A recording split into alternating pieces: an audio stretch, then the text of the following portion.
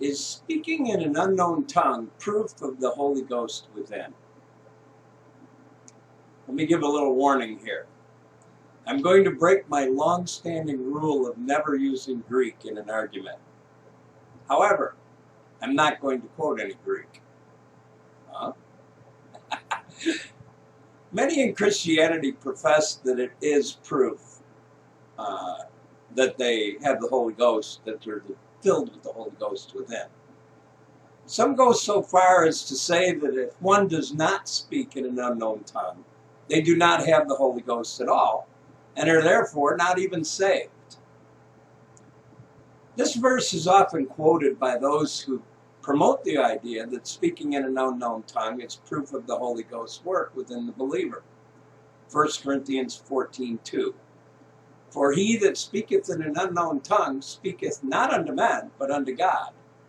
For no man understandeth him, howbeit in the Spirit he speaketh mysteries. If anyone questions the phenomenon, or suggests that speaking in an unknown tongue may not be biblical for our time, the answer is usually the verse 1 Corinthians 14:39. Wherefore, brethren, covet to prophesy, and forbid not to speak with tongues. Now here's my problem. And I've written a testimony before where I stated that I've heard with my own ears people of non-Christian persuasion speaking in unknown tongues. For example, mediums, Satanists, people possessed of devils. Of course, the retort has always been basically, you have no proof of that, or you're not being honest. Basically, they're saying, TJ, you're a liar. Well, Matthew 24:24. For there shall arise false Christs and false prophets, and shall shew great signs and wonders, insomuch that if it were possible, they shall deceive the very elect. 2 Corinthians 11:14. And no marvel, for Satan himself is transformed into an angel of light. We need to also keep in mind that Judas was one of the 12. He was given the same powers that the other disciples were given when they were sent out 2 by 2. Heal manner of all manner of disease, sickness, that kind of thing. But Judas was never even saved. So I'd like to make just a couple of points here. My first point, here are the verses that mention speaking in an unknown tongue. 1 Corinthians 14:2. For he that speaketh in an unknown tongue speaketh not unto men, but unto God. For no man understandeth him, howbeit in the Spirit he speaketh mysteries. 1 Corinthians 14:4. He that speaketh in an unknown tongue edifieth himself, but he that prophesieth edifieth the church. 1 Corinthians 14:13. Wherefore let him that speaketh in an unknown tongue pray that he may interpret. 1 Corinthians 14:14. For if I pray in an unknown tongue, my spirit prayeth, but my understanding is unfruitful. 1 Corinthians 14:19. Yet in the church I had rather speak 5 words with my understanding, that by my voice I might teach others, than 10,000 words in an unknown tongue. 1 Corinthians 14:27. If any man speak in an unknown tongue, let it be by 2, or at the most by 3, and that by course, and let one interpret. Those are all of the verses that mention speaking in an unknown tongue. Here are the verses that mention other tongues. Acts 2:4.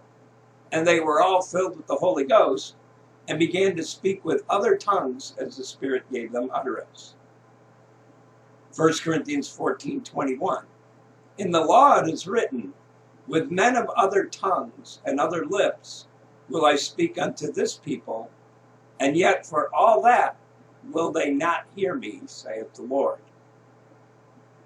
Now that's all the verses that mention speaking in an unknown tongue and other tongues. In the New Testament anyway. Aside from the fact that every verse that mentions the word unknown is always attached to the word tongue, singular. And that the verses that use the words other is always attached to the word tongues, plural. Is there anything else that you may have noticed about these verses? I love this part, especially for all of you original Greek lovers who always try to discredit my King James Bible with it. Now it's my turn to say something about the Greek text. The word unknown is always italicized when it is attached to the word tongue in these verses. For those who may not know what that means, it means that the word does not appear in the Greek. When it's italicized, it does not appear in the Greek. The King James Bible translators, being honest men, use some words in italics.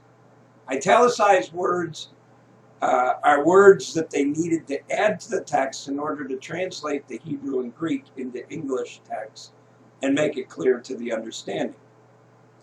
They showed the words that they added by using italics so that we could know that the words do not appear in the original manuscripts. If you doubt my word on this one, take a look at your Strong's Concordance for the word unknown in the verses that I gave you. 1 Corinthians 14:2, 1 Corinthians 14:4, 1 Corinthians 14:13, 1 Corinthians 14:14, 1 Corinthians 14:19, and 1 Corinthians 14:27. You will not find the word unknown in those verses for the Greek. It's simply not there. The entire doctrine of speaking in an unknown tongue is built upon a word that does not even exist in the Greek text of any of those verses, and has been indicated as being added for clarity by the very translators that all King James Version haters proclaim made lots of errors. Oops. Now what? King James make errors by adding unknown tongue, the word unknown, to the translation? Now notice the other two verses that use the words other tongues. No italics. What does that say? A lot. Especially when you consider what happened on the day of Pentecost. Acts chapter 2, verse number 1. And when the day of Pentecost was fully come, they were all with one accord in one place. And suddenly there came a sound from heaven as a rushing mighty wind, and it filled all the houses where they were sitting. All the house where they were sitting. And there appeared unto them cloven tongues as of fire, and it sat upon each of them. And they were all filled with the Holy Ghost, and began to speak with other tongues as the Spirit gave them utterance. And there were dwelling in Jerusalem Jews, devout men out of every nation under heaven. Now when this was noised abroad, the multitude came together and were confounded, because that every man heard them speak in his own language. And they were all amazed and marveled, saying one to another, Behold, are not all these which speak Galileans? And how hear we every man in our own tongue wherein we were born? My second point, consider these verses. 1 Corinthians 14:26. How is it then, brethren, that you come together, every one of you hath a psalm, hath a doctrine, hath a tongue, hath a revelation, hath an interpretation? Let all things be done unto edifying. If any man speak in an unknown tongue, let it be by two, or at the most by three, and that by course, and let one interpret. But if there be no interpreter, Let him keep silence in the church and let him speak to himself and to God. 1 Corinthians 14:2.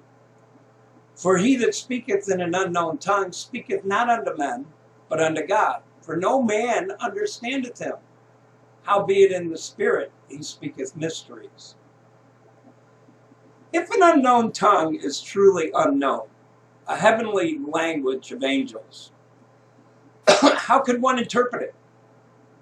The context of the unknown tongue verses follow verse 2, yes or no? TJ Lucas, you don't know what you're talking about. If you ever spoke in an unknown tongue, you would understand that it is of God. I've heard that before too. I agree. And I have spoken in an unknown tongue once. When I went on a survey trip to the People's Republic of China in 1985, I got off the train in Shenzhen, China, with two other men who were traveling with me. As we walked toward the end of the platform, I spotted an old woman sitting alone, and I felt led to give her a gospel tract. She asked me, "What's this?"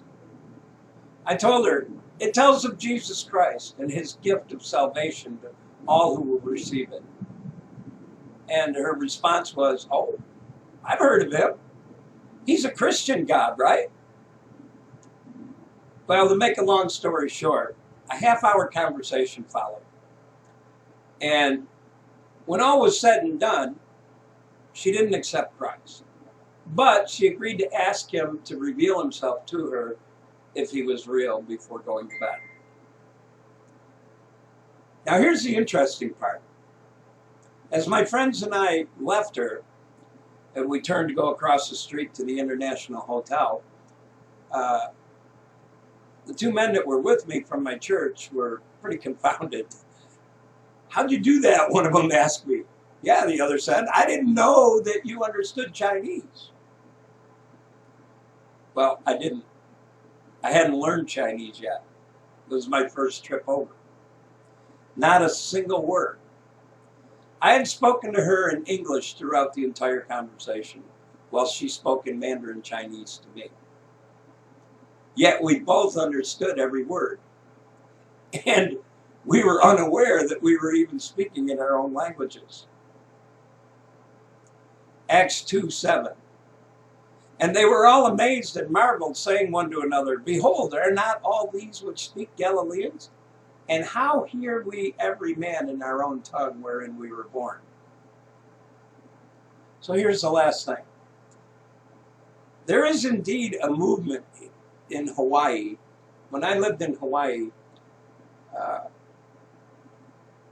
there's a movement there by which many speak in unknown tongues.